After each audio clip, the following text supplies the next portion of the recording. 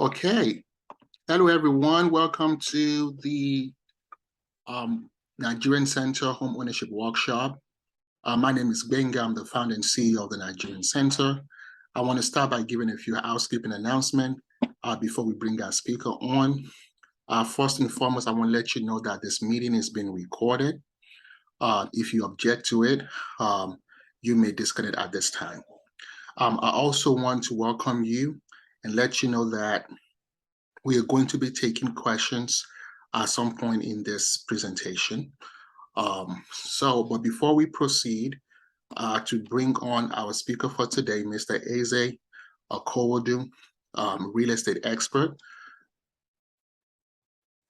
Oh, you cannot hear me? Give me 1 second.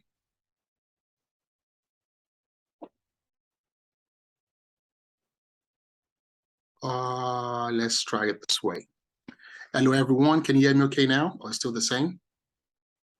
Oh, now you can hear me. Okay, so I'm going to start all over again.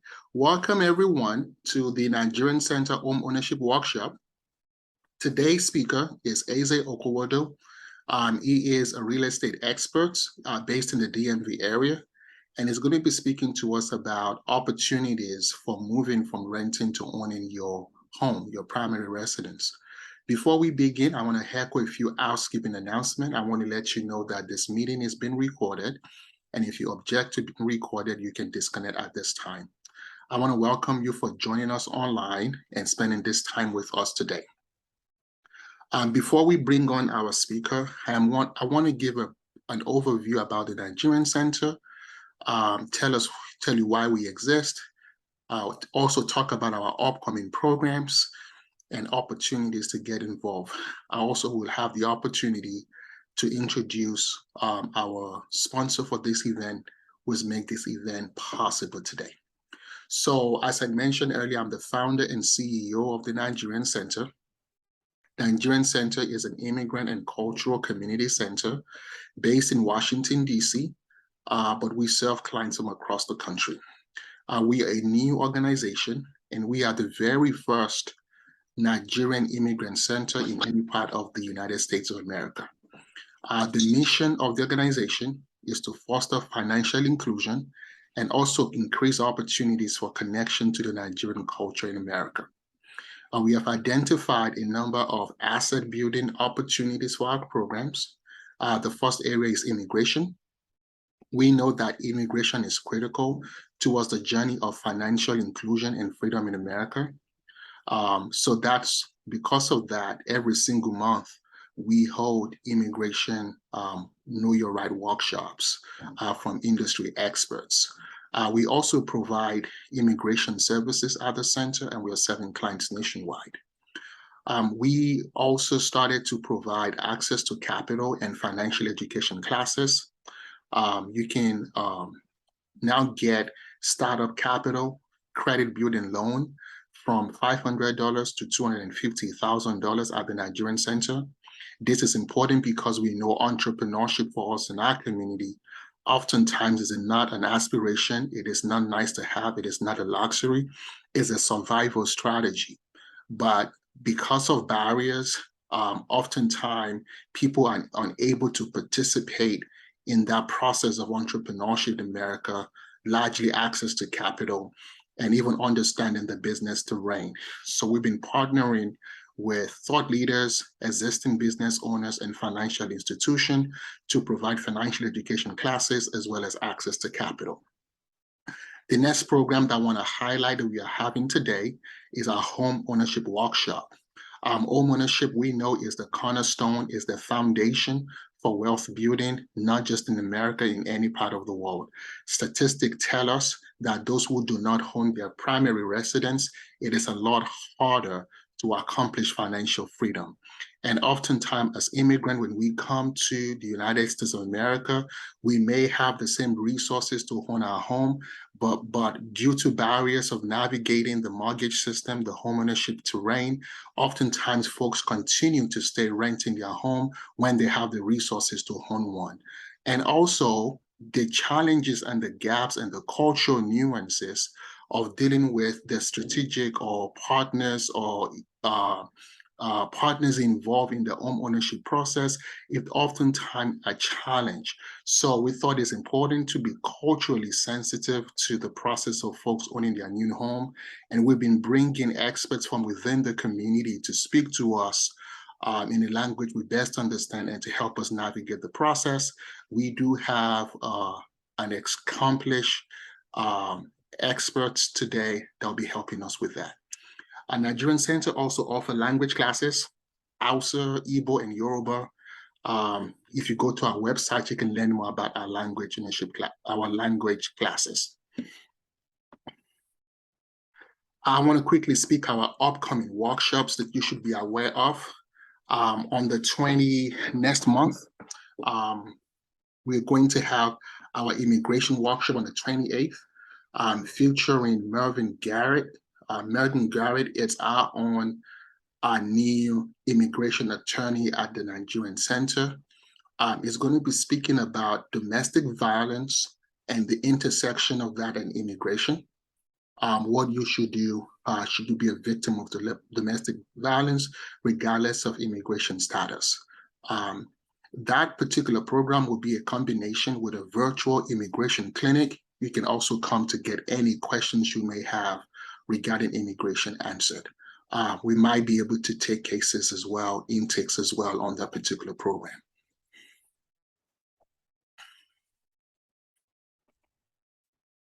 The next one I want to highlight is our next Access to Capital info session. And the topic of that is understanding how personal and business credit really works. Our expert for that is Ms. Vicky Davis. She's a finance expert and a managing partner at Vicky Davis Group. Vicky Davis has been in the banking industry as vice president of nationally known banks for over 2 decades. And she brings a wealth of understanding in the financial system to us at our next Access to Capital workshop. You definitely want to be at that workshop. In that workshop, we will also be talking about our micro lending program, credit building program, and access to capital business opportunities. So that program is scheduled for 29th of September. If you would go to the Nigerian Center events page on our website, you will be able to register for that event. At this moment, I want to have the honor to present and bring to you our sponsor for this event series, Tap Tap Send. We have Ms. Olayinka with us. Olayinka, would you please come to the microphone and camera and tell us more about Tap Tap Send? Hi, Gbenga. Thank you for the introduction, and good evening, everyone. Can everyone hear me? Because I was having a bit of issues before. Yes. Okay, that's great. So, real quick, not to take too much of your time, the first question I'm going to ask you guys is, how many of you guys today on this call send money back anywhere, whether Nigeria or to any country? I guess it'll probably have to be in the group chat rather than a show of hands. Oh, I heard someone. Yeah. And no one? Okay. And how many of you guys have heard about Tap Tap Send at all? I haven't heard about it. Oh, you haven't heard about it? Okay. Yeah. So great. So that's why I'm here on this call today. So I'm just going to tell you a little bit about Tap Tap Send and how we help millions of migrants globally send remittances back home. I work with the Nigerian team, so I'm going to be focusing on our Nigerian product. But even if you're not Nigerian, feel free to try Tap Tap Send, because we do serve countries across Africa, Asia, and some Caribbean islands as well. So Tap Tap Send is a digital money transfer service. Like I said, we help millions of people send money back home every year. And what's really different about us versus other money transfer companies out there is that we focus on social impact first. So Tap Tap Send is the only transfer company that I know that is aligned with the United Nations goal of reducing inequality in emerging markets by reducing the cost of remittances. Now, this is very important, and it shows in our pricing. For our Nigeria product, we charge a flat rate fee of $3 for up to $2,000 that's being sent. This is just a little bit about how it works. We're available on the Apple Store and the Google Play Store. So this is just a little bit how it works, but I'm just going to tell you more about us as a company. So what happens is that we're aligned with the United Nations goal of reducing inequality, like I said, and because of that, we charge only a flat rate fee of $3 for up to $2,000 that's being sent, and there's no daily limit. What this does is that it helps senders send more at a lower cost. Receivers are able to access funds directly to their bank account via deposit or pick up from a bank location of ours. And then the best part is that whether the receiver has a dollar account or not, well, not or not, but even if the receiver doesn't have a dollar account, through the app, a dollar account will automatically be created for the receiver that's linked to their pre-existing account. So we try to make it easy and cost-effective to send more money back home. Now, if you think this sounds good, you're right. So, like I said, this is our offering. And as of today, our rates actually changed. Our Naira rates as of today was 678. So we just keep trying we try to stay as close to the black market as possible. And these are some reasons why I think that it's great and why you should also try out the app. We're easy, convenient, secure. We have great rates. Like I said, receivers can opt for a bank deposit or cash pickup. We have multi-currency payout options for whatever is more convenient for both senders and receivers. And there are no daily limits. And today, if you use the app to send money and you use the code Nigerian Center DC, because of our partnership with the Nigerian Center, you'd receive an extra $10 with your code. Now, beyond even just helping people send money home, my favorite part about Tap Tap Send is that we are very community focused. This means that we try to help support the lives of the migrants communities that we serve. And that's why we partner with organizations like the Nigerian Center, because we believe that through the center's programs and the work that they're doing, Nigerians across the DMV area and beyond will have access to important information and resources that help put them in a better situation and place here in the US. So next time you're sending money to Nigeria, like I said, use the Nigerian Center code, you receive $10 extra with your transfer, and you'll be supporting the Nigerian Center so that they can continue having, hosting programs like this and events like this one. Personally, I'm excited to learn about home ownership as well. So I'm going to be sticking around. So if you have any questions regarding like Tap Tap Send or anything, shoot me a message. I'll be here. Thank you so much. And back to you, Genga. Thank you so much, Alayinka. I just want to echo that Tap Tap Send is a leader in terms of reaching out to support a partner. One of the things I often say is whenever folks see change happens, they spectate, they investigate, and they query and wonder if they should be a part of it, who are behind the change, who is making it happen, who is underwriting them, who give them permission before they start the change. But the second category of people just jump in the change and be a part of it. Tap Tap Send actually saw the work that we're doing, and they reach out and ask us, how can we help you? What do you need help with? And it's very dear to us, and we thank you so much for this partnership and support. Before I bring our speaker, quickly, I just want to highlight a few opportunities for you to get involved in the programs that we're doing. We do have an on-demand platform on our website. If you go to nigeriancenter.org/media, you can watch the recording of our previous workshops. You can even watch the replay of our inaugural event. We've done a treatment on the entire spectrum of immigration, from employment-based to family-based to humanitarian-based. You can watch all of those recordings as well. You can also watch the previous recording of our financial workshops as well as our home ownership workshops. All is available on our media on demand on our website. We are constantly asking for volunteers to reach out to support us. Our speaker today It's volunteering, it's expertise. Nigerian Center currently is an all volunteer-led team supporting. So if you want to reach out and serve the center, please feel free to reach out to us to see opportunities to get involved in what we're doing. We recently started our Community Partners program.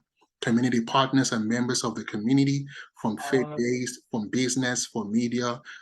We just have connection to the Nigerian center, to the Nigerian American community.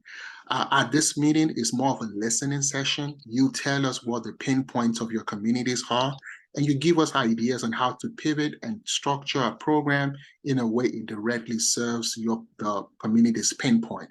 So please go to our community partners page to join us so you can be a part of our community partners meeting. If you're not already following us on social media, please join us on Facebook, Instagram, Twitter. We do not yet have TikTok, and we're going to have that pretty soon because we're going to stay current. We are receiving donations. Please consider choosing Nigerian Center as one of your 501c3 community nonprofit that you support. Our program directly impacts the community. I want to invite you to consider being a recurring donor for our programs. As I said, this is all volunteer-led. It's a community organization, and we need your support to stay open, to stay operational, and to continue to do the great work that we do. Our donations are tax exempted, are tax deductible with 501c3. If you go to nigeriancenter.donate, you'll be able to have access to it, and you can sign up to become a recurring donor. I particularly want to highlight a donation opportunity. Starting in October, we are opening the very first walk-in immigration clinic for the Nigerian American community, any part of the country. So at this, starting from October, folks can literally walk into our offices and speak to an immigration lawyer and get the services they need. Right now, we are catering to folks in the Washington, D.C. area. We want to expand the program so we can reach virtually all the parts of the country. We ask you to consider to donate to this program. You can do so by going to nigeriancenter.org/donate. At this point, I'm so thrilled and honored to bring up and present to you our speaker for today, Mr. Eze. If you want to say the American way, it is easy. It is called the Easy Way. He has an audacious mission to put at least 1 million people in their own homes. If you ever lived or been to the DMV area, ever taken public transportation, ever been to an African connected grocery, restaurant, business, ever been around, and anyone from the African continent, you have definitely seen this face in the DMV area. So we are definitely thrilled to have our own superstar when it comes to ownership, bless us with his talent and insight. Mr. Eze, Mr. Eze, the floor is yours. Welcome so much.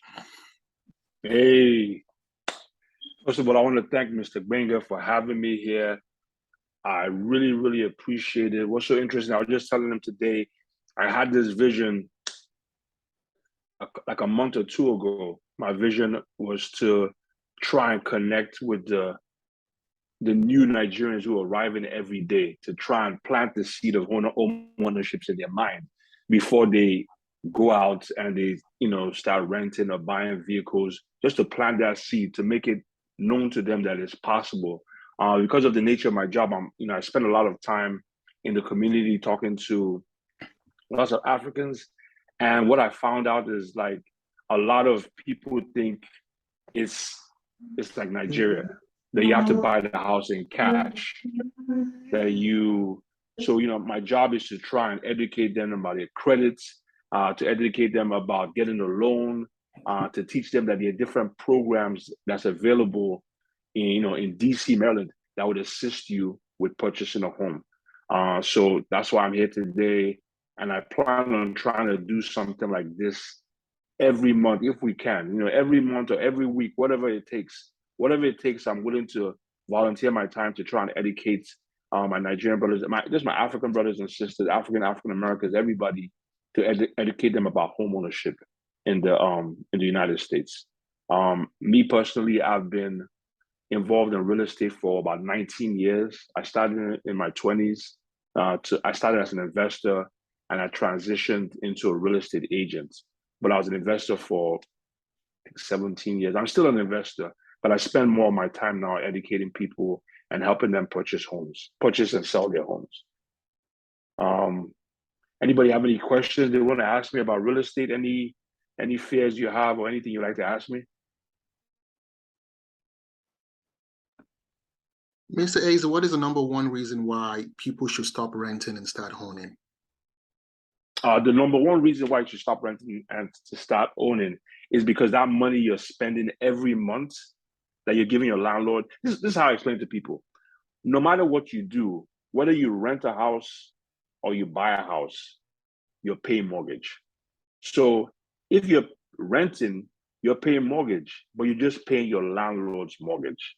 So it is better for you to pay your own mortgage where the value of the home would increase over time. And what that means is, like, let's say you purchase a home today for $300,000, over time, in your lifetime, that home would either double or triple in its value.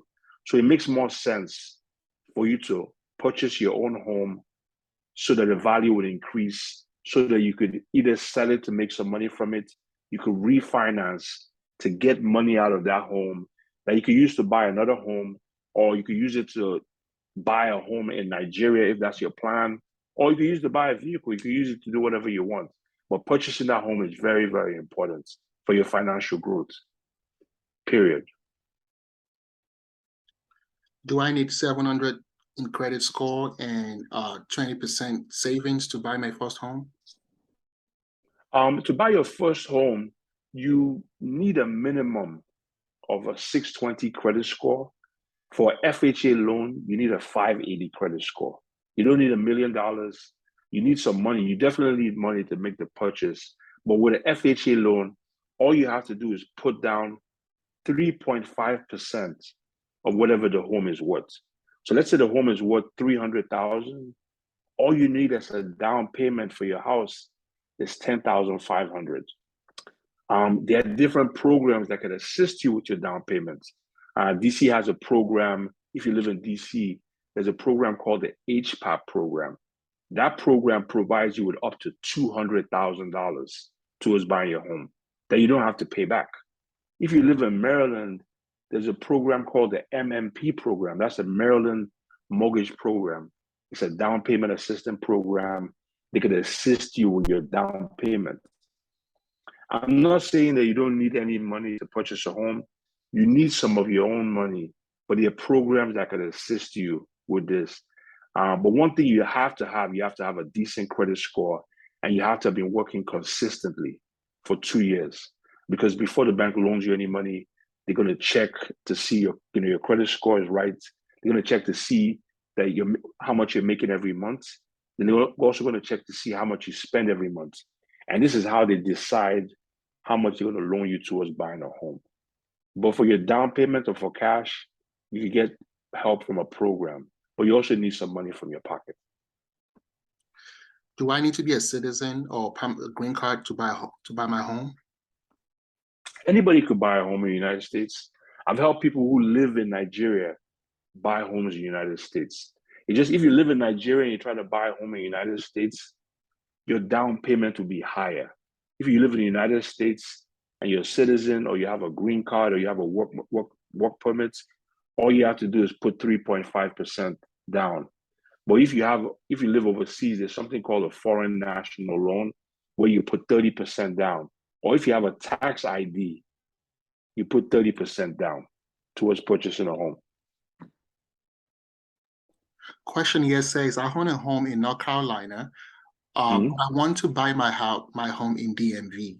I do not have the deposit for it. My credit is not the greatest. What are my options? The honest truth is going to be challenging, and the number one reason why it's going to be challenging is because of your credit. It's very difficult for a bank to loan you, let's say, $400,000 if they're not sure about your credit. They want you to have a certain credit score. They want to be sure that you're going to be able to pay them back. So if your debt to income ratio is not at the right amount, they're worried that how would you pay them back? Like, if they loan you $400,000 and you don't make enough, or you make enough but your expenses are high, there's just not enough money for you to pay them back.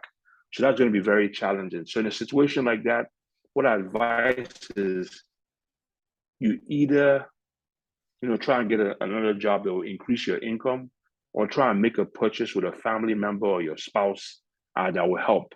So if you have a husband who has good credit and he has good income, you could get the loan for the house under your spouse's name, but for the deed of the house, your name will be part of the deed as part owner of the house, but you won't be able to get a loan. So if you have any family or friends who could join forces with you in purchasing a home, that would be my advice to do in a situation like that. Please feel free to chat in your questions or raise your hands if you want to come to the microphone to ask Mr. Eze your questions directly. While we wait for the next question, for those of us who live in big cities like DC, New York, California, it's a little bit challenging to even, for some of us to even try to live in it. Any resources, any ideas, any advice for us to still stay within the city that we live in, that we want to own? Yeah, advice, especially if you live in DC. DC, the growth of real estate in DC is exponential. So if you could just buy anything in DC in your lifetime, it's going to be worth a lot of money. And the example I give to people is like, look at New York City. New York City was at one point on the level of DC, but now it's so expensive to live in New York that you have like tiny little rooms going for $1,000 because the real estate has increased to that level, and that's what's happening in DC right now. So I'm not saying it's easy, but if you commit yourself and you do what's right and you contact me, you could definitely own a home in DC. The reason why is because they have programs that's going to help you. They have some affordable places that you could get in DC. So it's definitely possible. Do you have any thoughts around the issue concerning the interest rates and those who have concern about the interest rate happening to them going to buy their own home? Yeah, the interest rate has increased. So about 4 months ago, the interest rate was 3%. I even saw 2.75%. But right now, I just had a conversation and I heard it's been increased again. It's about 6%. So that's double what it was 3-4 months ago. But my answer to people is like, look, right now, if your rent is $2,000 a month, that's $24,000 a year that's just going down the drain, disappearing. So that's 100%. So in my opinion, it's better for you to purchase a home where the interest rate is 6% right now, refinance later on, because it's not going to be 6% forever. It might increase, but it's going to go down at one point. When the interest rate reduces, you could always refinance and get a lower interest rate. But the most important thing is you purchase the home. That is always going to increase in value over time. A lot of people want to wait. Like they're going to wait. They say, I'm going to wait. And when the interest rate reduces, then I'm going to make my move. But while you're waiting, the value of homes just keep increasing every day. It increases. Now, like using New York as an example again, the average everyday person can't purchase a home in New York because it has increased so much that most people there are renters because they can't afford to pay $2 million for a townhouse or something like that. So my advice to you is, even though the interest rate is high, try your best and try and purchase something. Oh, Olainka. Okay. My question is it always advised to go through a real estate like agent or broker, or are there things that we can do on our own to first get things started? That's a really good question. Well, to get things started, the first step and the most important step in the process is getting the loan, right? And why a real estate agent is a good person to talk to is because of our experience. Like I work with loan officers all the time. They're different type of loan officers. There's some lazy ones. There's some hardworking ones. There's some of them you can't reach them on weekends. So your real estate agent is going to guide you and tell you, hey, I know this guy. He's thorough. Well, I know this guy. He's very familiar with foreign national loans. or you need a program, this guy specializes in programs. So my advice is to communicate with a real estate agent and let the real estate agent guide you on how to go about things. Another point I want to make, sorry, I don't know if this will be helpful to you. Your real estate agent is free. So it doesn't cost you anything. If you're trying to buy a home and you're using the service of a real estate agent, it's a free service. The seller is the one who pays for your real estate agent. So it's just like, getting arrested, representing yourself or getting a lawyer. It always makes sense to, get a lawyer. So your real estate agent is like, your lawyer protecting you. Thank you. Right.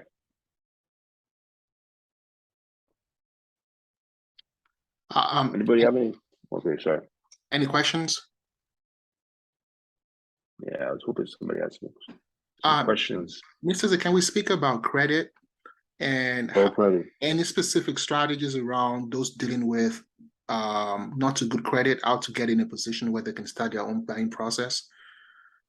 Oh yeah, I mean, with credit, I have a credit repair specialist as part of my team that I usually refer to my clients who have credit issues, because a lot of people think just paying off what you owe is going to help boost your credit, and that's not the case. There's a science to increasing your credit. I don't know about that science, but my credit repair specialist knows about it. So my advice is always to hire a professional if you have credit issues. Like, I mean, if your credit score is 400, you need a professional. Like, you can't do it yourself if your credit score is 400, or even if it's 500. My advice is that you talk to somebody who knows what they're doing, who could guide you through, write some letters on your behalf to dispute some charges, things like that. Things, that's what they do for a living, so they know what they're doing. I don't know how much they charge. I know it's monthly and it's relatively affordable. So if you have credit issues, it's a good investment to hire somebody to help you increase your credit score. Mr. Eze, let's talk about culture here. Do you experience, have you seen some benefit with someone who has your cultural sensitivity in this home buying process? Is it advantageous to speak to someone that understands your language, understand the process, or that doesn't matter? In my opinion, it is, just from my own personal experience, because there's certain things that, let's say, a Caucasian real estate agent wouldn't understand. Like, for example, a couple of months ago, somebody came up to me and he's like, yeah, I married this lady for papers, but I have a real wife, like things like that. Like, I get it, like I understand it. Like, but somebody who's not from the culture might not understand what you mean. Like, what do you mean you married her for? You can't have that conversation with just anybody. So there's that. Another thing that happens all the time for me is, I'm not sure if you're familiar with it's not a game, it's called Susu. And what it entails is people donating money together every month. I bring $100. No, let's say every week, for example. I bring $100 a week. Then I have 10 other people that's part of the group, and we're all putting, $100 a week. And it's a rotation. And when it comes to my rotation, I get $10,000. So to the average everyday American real estate agent, they're not really familiar with that. They're like, what do you mean you donate money? The loan officer doesn't even understand what you're talking about. It becomes a problem because the bank just sees you had $1,000 in your bank account today, then the next day you have 11,000, and the bank is asking you, where did this 10,000 extra come from? And you say, yeah, it's a game called Susu. They're not familiar with that. So like that, just little examples I'm giving. That's just an example of why it's not a bad idea to have somebody who you could relate to, who is relatable, to assist you with your home buying process. What is the ideal credit score to qualify for FHA loan? 620. I mean, 620 credit score. My next question is, for those who are not married or in a domestic partnership, just like student loan, are there any opportunities to get like your wealthy uncle or more established sister to co-sign and support your application process? Oh yeah. You're allowed a gift, an unlimited amount of gifts. As long as it's a family member, the bank lets you receive a gift towards purchasing a house, if that's, you're talking about a gift. But for cosign, anybody could cosign. Two people, like now, because DC is getting so expensive, what's becoming popular now is two different families coming together to buy a home. So like you and your friend could come. Let's say your friend has a family and you have a family. You join forces, get a loan together and you buy a property together. The bank doesn't care as long as everybody has good credit and they have the income that will match. Can you speak more about the strategy? Would all the family members be on the deed and loan and mortgage? And Yeah. Can you speak just more about that group type of strategy? Oh yeah, of course. So there are two ways you could do it. You could either pick one member of the family, like I said earlier, who has good credit, who has good income, and use that person to get the loan, right?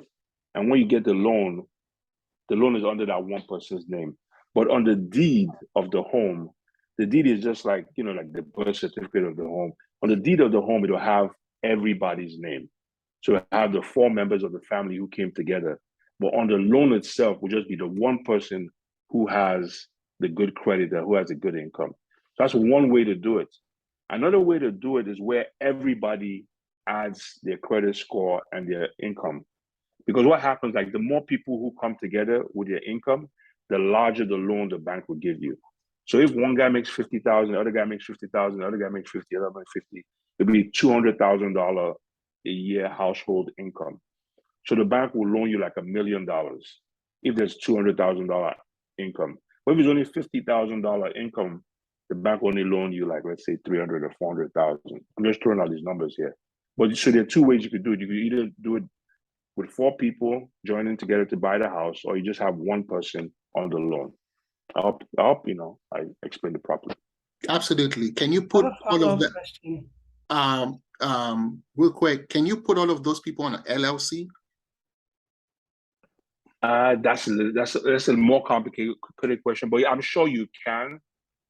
I haven't done it personally, but a lot of people purchase their homes using a company. But you might end up losing the benefits of a first-time home buyer if you're buying it under a company. So when you're buying it by yourself as a first-time home buyer, all you have to do is put down 3.5%. But if you're buying it as a company, you have to probably put down 20%, 20 to 30%.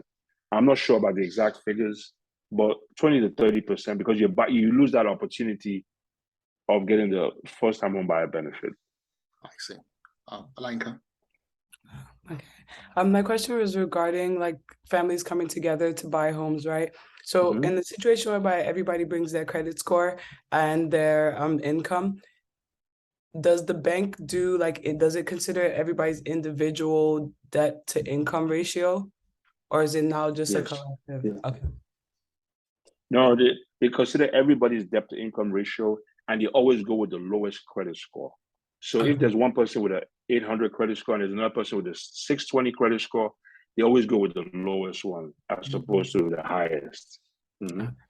So, and if one family member makes 200,000, but they spend $190,000 a year, that will affect everything as well, because they look at everybody's individual debt to income ratio. It's kind of complicated, but I've done it. I've done it several. I've done it about maybe 4 or 5 times, with siblings and their parents, and a couple of people who are just trying to buy a house together. Thank you. Okay. Now, can you speak about those who are self-employed? You mentioned that it's advisable that you have like a steady job and income. What about those who are self-employed that the income is not as stable, but at the end of the year it's significant, but it has its up and down across the year, all through the year? I mean, what the bank uses for self-employed is, like I'm self-employed, so it's 1099. So it's not W-2s like everybody else. So it's the same thing applies. They check if you filed your taxes for the past 2 years. So they want to see how much you make. So they want to see how much you make, and they make you fill out a mortgage application.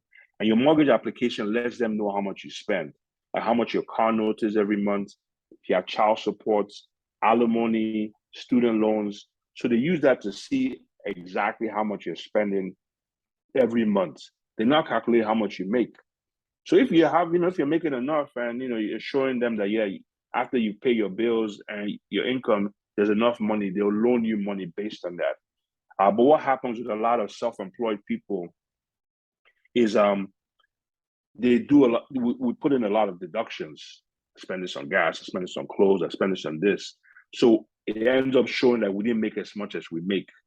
So sometimes that comes back to bite the self-employed person. But if you're showing you're making income, yeah, you can definitely get a loan to buy a house. What happens if I can't pay my mortgage for 1 or 2 months? Do I lose my home immediately? No, it takes time. It takes time to lose your home. I won't advise anybody to do that, but it takes time, and there's a whole process that goes with it. I mean, that's another example I give to people about why owning your home is better. So let's say you fail to pay your rent. In Maryland, in 2 to 3 months, you could be evicted. But if you own your own home, I know people who haven't paid their mortgage for like a year, and you still live in the home. Not saying that you should do that, but that's another advantage of owning your home. It takes longer for you to get kicked out of your own home as opposed to when you're renting, where your landlord just says, takes it to court, and next thing 2-3 months you're evicted. But I hope I answered your question, though. Yeah. Another barrier people think about is if I'm renting, I can call my landlord to come fix stuff. Can you speak to like the insurances that help homeowners to kind of maintain the home ownership expenses? Well, I mean, the insurances you could get that would cover certain things, like I'm not using any of them, but insurances you get that could cover your fridge and your heating system and things like that. So you could do that. But like if you compare you owning your home to like being able to call your landlord, like I own several homes right now, and it's not really that, because before you buy the home, what they do is they do an inspection of the home. So they inspect the home from the top to bottom. So before you even purchase the home, you know what's wrong. Like, okay, this is wrong, this is wrong, this is wrong. I want to fix it. They will fix that. I don't think that's a good enough argument to stick to renting just because you don't want to fix items in your house. I see. Yeah. What is the differences between FHA and conventional loan, and what is the benefit of either one?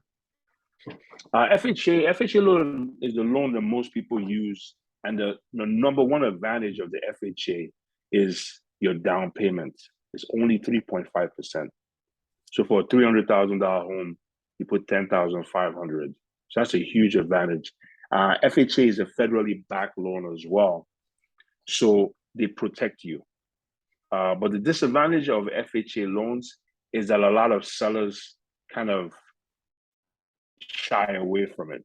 So if I was selling my home and I saw an approval letter from a person who has an FHA loan, and I see another one for somebody who has a conventional loan, as a real estate agent, I will guide my client towards the conventional loan before the FHA loan.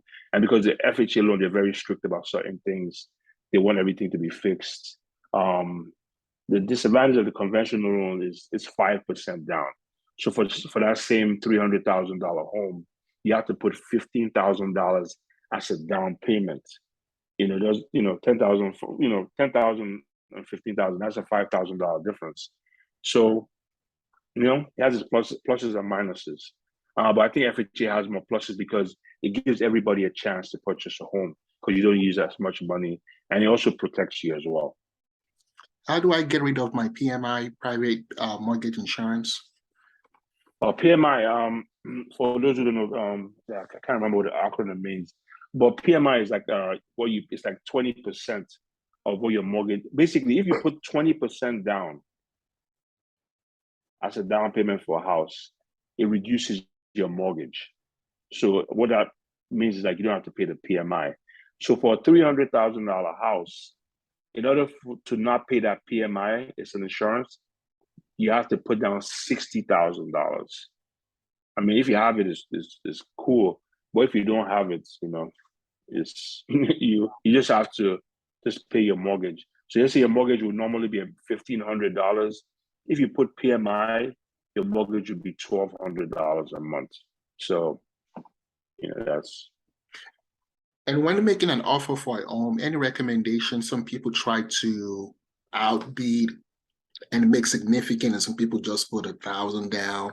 Like, is it the earnest deposit and just kind of show like you went into it? Is it advisable to go low or to go high? And any recommendation? What I advise my clients to do is, if you're trying to purchase a home and you want the seller of the home to take you seriously, put 2% of what the property is valued at as an earnest money deposit, because it shows, oh, like this guy, he's not playing it serious. So let's say for a $300,000 home, I receive an offer from one person where the earnest money deposit is $6,000, and there's somebody else who makes a deposit of only $500.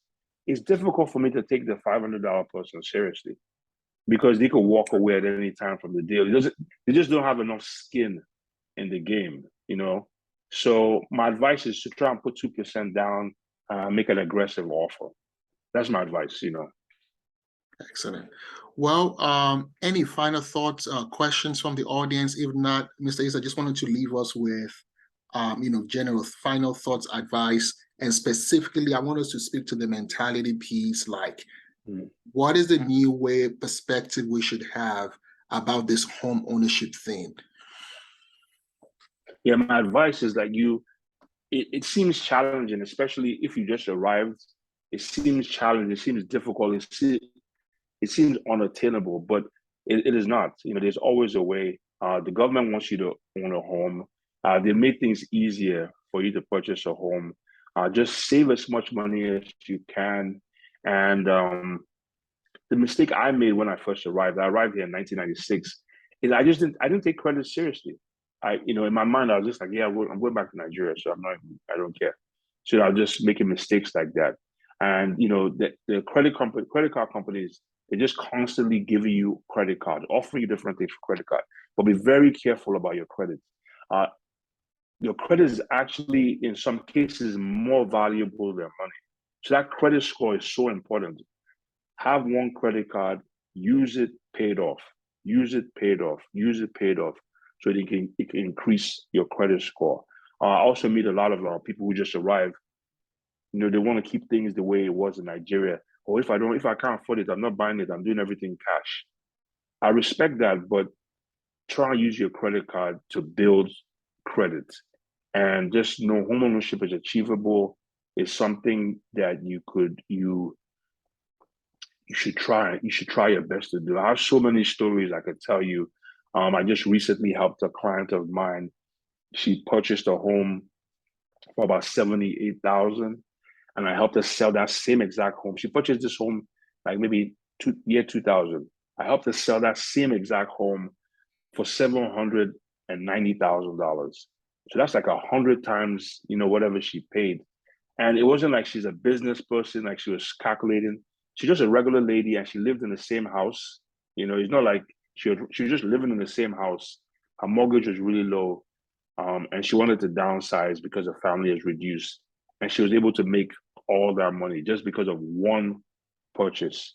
And when I spoke to her about it, she said at that time, purchasing that house at $78,000 seemed like a lot of money to her. But now she made $700,000. Just imagine if she bought 2 or 3, she'll be, a millionaire. So my advice. Can you please repeat those numbers again? How much she bought it, and how much she sold it?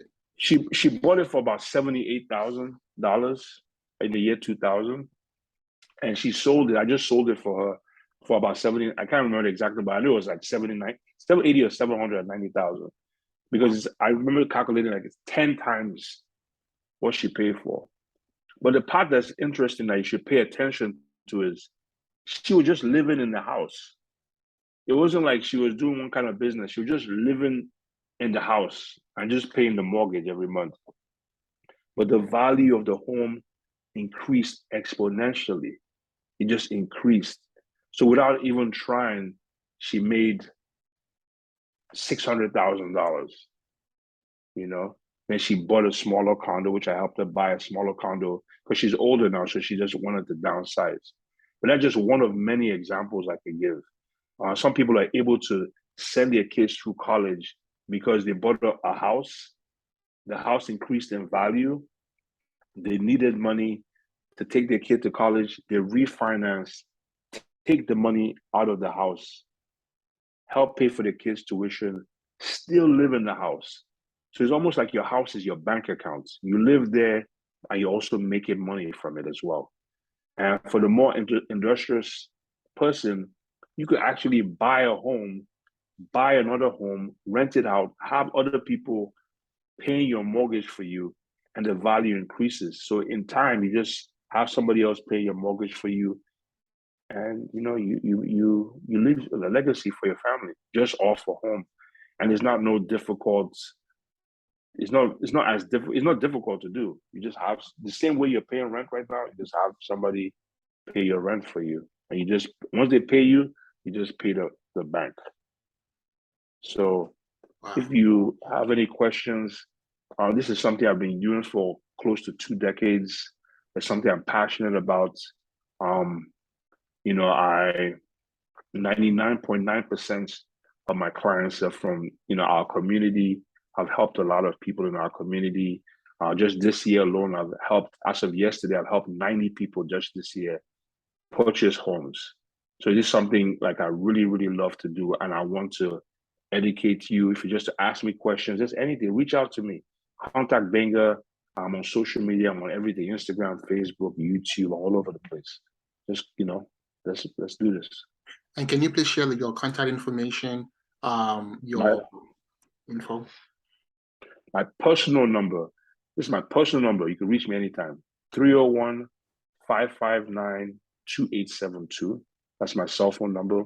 I'm available 24/7. As long as it's business related, call me anytime. I'm on all the platforms. I'm on Instagram under my name, which is Eze Okwodu. That's my first and last name. I'm on Facebook under the same name, Eze Okwodu. You can find me on YouTube. I do a lot of educational videos. All these things I'm talking about, I have testimonials from people. The lady I helped, my 90th client that I helped buy a house yesterday, she'd only been in the country. Can you repeat your number? 301-559. No, excuse me. Yeah. Once again. Oh, sorry. It's 301. 301. 559. 559. 2872. 2872. Okay. Yeah. Thank you. Yeah. Thank you. So as I was saying, the lady I just helped the lady purchase a home. She was my 90th client for the year. She's from Tanzania. She's only been in the country for 4 years.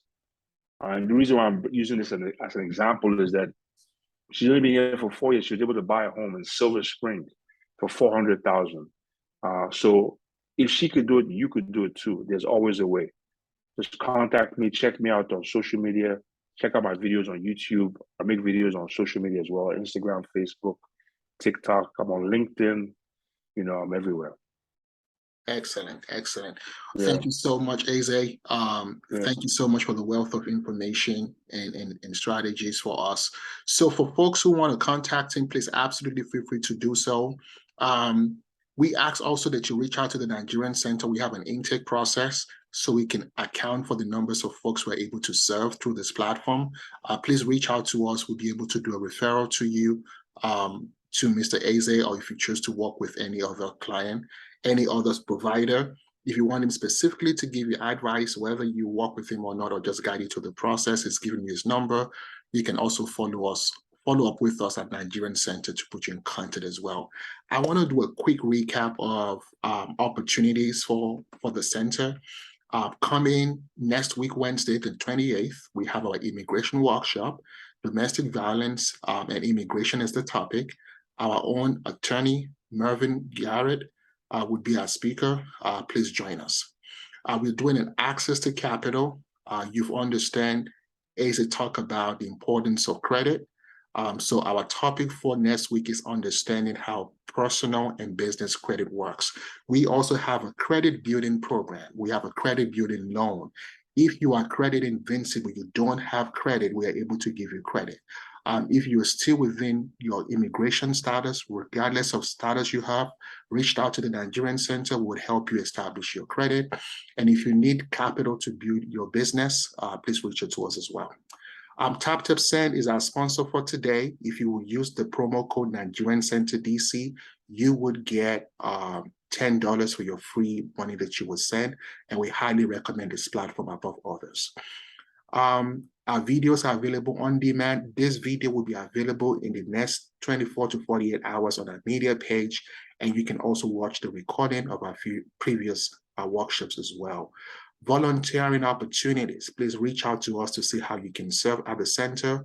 If you're a community leader, whether you're faith-based, business, media, for-profit, non-profit, you work with the Nigerian American community in any fashion, please reach out to us to see how we can connect our programs to the community you serve.